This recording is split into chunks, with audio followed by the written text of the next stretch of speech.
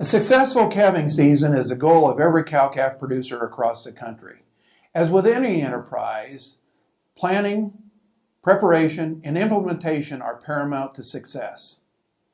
A live calf that not only thrives, but also survives from birth to weaning is critical to not only profitability, but also production of a safe, wholesome, tender, and flavorful beef supply for consumers. Welcome to this edition of the Beef Roundtable. I'm Dr. Ron Lemonade, your Beef Extension Specialist at Purdue University in West Lafayette, Indiana. The Beef Roundtable is recorded live and edited to fit the time constraints of the program. The programs are available at the Beef Magazine website, youtube.com, as well as www.beefroundtable.com. And I'm Bert Rutherford, Senior Editor of Beef Magazine in Amarillo, Texas. Our first guest for today's Beef Roundtable is Blake Angell. He's a cattle rancher and partner in Lundgren Angus Ranch, located in Gove in western Kansas. He's been a cattle buyer for Meyer Natural Angus for the last 10 years. Blake received his bachelor's degree from Colorado State University, and previously he worked as the commercial marketing director for the Red Angus Association of America. Our second guest is Dr. Larry Horstman, DVM and emeritus professor at Purdue University School of Veterinary Medicine. Dr. Horstman is a board-certified theriogenologist and has a very successful embryo transfer business and steed stock operation with his son Joe, which operate under the name of Horstman Cattle Company. He has received numerous awards, including the 2011 PVM Alumni Faculty Award for Excellence and the 2013 Indiana Beef Cattle Association Outstanding Young Cattleman. Doc, if everything goes as Mother Nature planned it, what should we do to prepare our cows for calving season? Well, first of all, we would hope that they would be in a good condition, body condition. We want them somewhere in that 5 to 6 range, 5 probably on cows and maybe 6 on heifers. If you're getting ready to calve now, it's kind of tough to do anything about that calving condition, but we would hope that their condition scores would be good. We would hope that the herd would be vaccinated prior to breeding and maybe even again during the gestation with the booster. We would hope that they'd be vaccinated for scours to prevent that problem in the calf. We would hope that they would be on a good mineral program, especially one that's adequate in selenium and all the trace minerals, but some type of good mineral program. And it would be good if they late there in the fall, maybe at preg check time or sometime, to deworm, delouse everything so we don't have to worry about lice and transmitting lice throughout the cow herd and then onto the calves, and then move those close-up cows to a calving pen where we can observe them and tell if we are having problems or not. Blake, as the calving season approaches, what do you try to prepare how do you prepare your facilities and your equipment, okay, so that you've got ready access, in a situation where maybe you've got some calving difficulties? Well, first of all, thanks for the invitation. I appreciate the opportunity to share with your audience a little bit about what we do at our operation. The first thing I would say is that, going into calving season, it starts long before we get to the first calf. As a seed stock operation, merchandising bulls, we're paying a lot of attention up front to the genetics we're using, and calving ease is a real important factor in our genetic selection. But as we as we approach the 1st of January, we will move all those cows up close to our main facilities, where we have chutes accessible if we need to provide any assistance. We'll provide plenty of bedding and clean pens for those cattle. And then we're going to be monitoring those cattle on a very regular basis. But we do a lot of preparation just to make sure that the facility is in good working order and it's clean and it's ready for those cows as we enter into that calving season. Blake, we oftentimes use the term dystocia. And really, that's just defined as an abnormal or a difficult birth. What, in your opinion, are the most common causes of dystocia, and how can you minimize that? Well, again, I think one of the things that we do from a genetic standpoint is really evaluate the sires that we're using in our breeding program to help hopefully avoid some of those calving difficulties. Beyond that, there's always situations where we have a calf laying in the improper position, and so we're gonna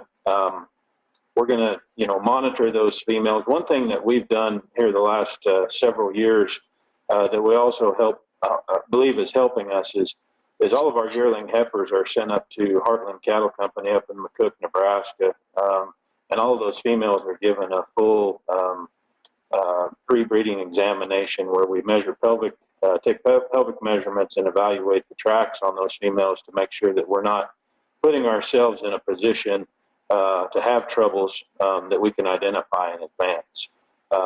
And then it's all about just being mindful and observant of the females as they enter into that calving time, and if anything is taking a little more time than what we believe it should, then we're going to get those females in right away and make sure that everything's coming okay. Doc, we always talk about birth weight as being one of the critical factors in dystocia. Talk about birth weight and what might be some of the factors that could affect that. Well, of course, as Blake stated, the sire is going to play a big role in the birth weight of that calf, and so paying attention to EPDs and the things that good livestock breeders like Blake does, that plays a big role in the birth weight of that calf, because we know the number one cause of dystocia is a fetal dam disparity. That calf's just too big, and that's what causes most of the problems. And nutrition can play a role. If you'd asked me 10 years ago how much difference it makes on how you feed those cows as to what those calves are going to weigh, I would have told you very little. But after some of the research that was done with Dr. Lemonager there at Purdue with distillers and feeding some of the proteins, we know that we can change the birth weight of that calf quite a little bit. So excess protein sure will change the birth weight of that calf, and I was not a believer of that until we saw that here at Purdue. But so nutrition can play a role. Cold stress can change the weight of that calf. The colder it is outside, the more that cow tries to keep her core body temperature constant. So she's going to divert more of her blood to her core, which is going to increase the circulation to the uterus. And the more blood you put in the uterus, the more nutrients that calf gets, and the bigger the calf is going to be. So if you have a really cold winter, you're going to see bigger calves, and that's why people that calve in the fall, those calves are usually 5 to 10 pounds lighter than calves that are born in the spring, because they go through that cold winter. And then a little bit more about the nutrition is people think, well, if I'm expecting a problem, well, let's just don't feed those calves so much or feed those cows as much, and maybe those calves won't get so big. Well, that's not the thing to do. You can't starve those cows to prevent a dystocia problem. You're just going to create problems down the road with getting those cows rebred, and those cows they're not going to have good colostrums. You're going to have calves that aren't going to thrive very well, and so it's not a good idea to try and starve cows to lower that birth weight. That's the wrong thing to do. Those cows are weak. They don't labor. They give up. They just quit. So that's just some of the factors that do affect birth weight. Let me follow up, Doc, with kind of a second question. sometimes you can lower the birth weight and the dystocias by selecting bulls that might have shorter gestation lengths. Okay, do you buy into that? I think that's how most bulls get to be, quote, calving ease bulls, is because a lot of them, their gestation length is shorter. I think that's how they get to be calving ease bulls, because most of them do have a shorter gestation length. And you need to be aware of that, because those cows, you're watching the calendar and expecting those cows to calve, and some of those calves from those calving ease bulls are going to calve a week to 10 days early, just because they do have a shorter gestation length. Doc, another question that I'd like to ask to you is, I induce cows from time to time in my operation. Talk about inducing cows, and as it relates to, reducing dystocias, reducing retained placentas, or quite honestly, maybe the converse of that. Talk about that for a minute.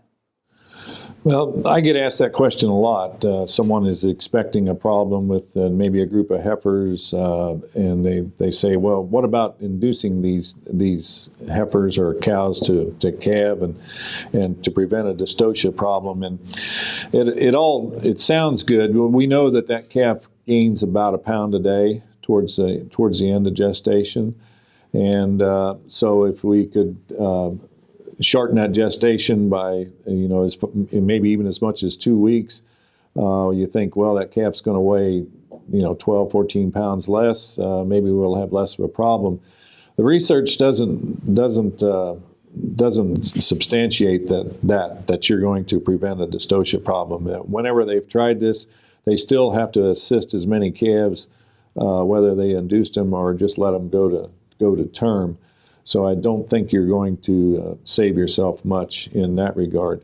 The only thing that I tell people or tell producers is, if you have a really good date and you know exactly when that cow was bred and when she's going to calve, don't let her go 5, 6, 7, 8 days over. That's the cows that I think that we really need to induce, is the ones that we know that are going to go. They're going to go over their due date and induce those. The problem with inducing them is you're going to have about probably 40 or 50% of them that aren't going to clean, and they're going to have a retained placenta problem, which, that's not a big deal. Most cows get along fine with a retained placenta. Occasionally one will get sick and need treatment, but it shouldn't be a big deal. And the way we handle them now, we just leave them alone and let them fall out, and seem to get along okay that way.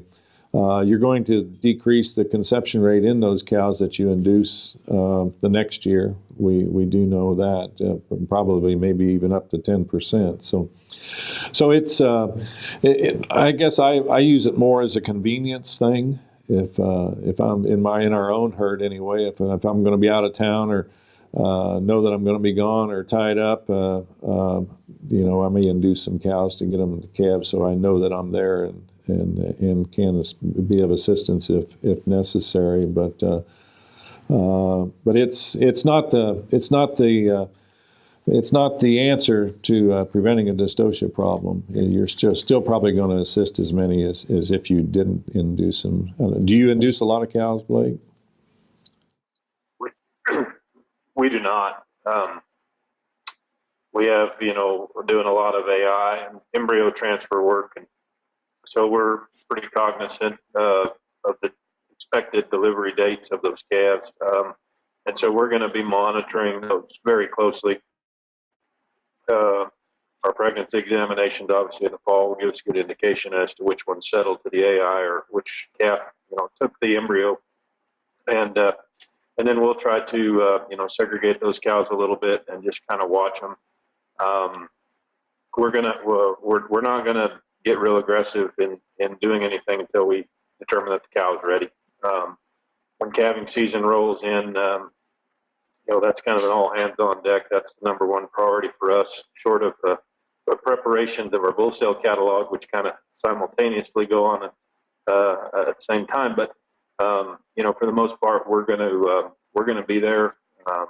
My father-in-law primarily, and myself, and then if we both have an obligation, we're gonna make sure that there's somebody there to make sure that calving process is going on, as Mother Nature intended. I think is how we started the program. We want that cow to, excuse me, to do that on her own and hopefully get through that calving process with as few difficulties as possible. That about wraps up this edition of the Beef Roundtable. Bert and I would like to thank our guest, Mr. Blake Angell, seed stock producer from Western Kansas, and Dr. Larry Horstman, veterinarian and board-certified theriogenologist from West Lafayette, Indiana. Please join us again next month for another Beef Roundtable discussion. It's going to be a great program. Until next time, Bert and I hope you have a safe and rewarding month.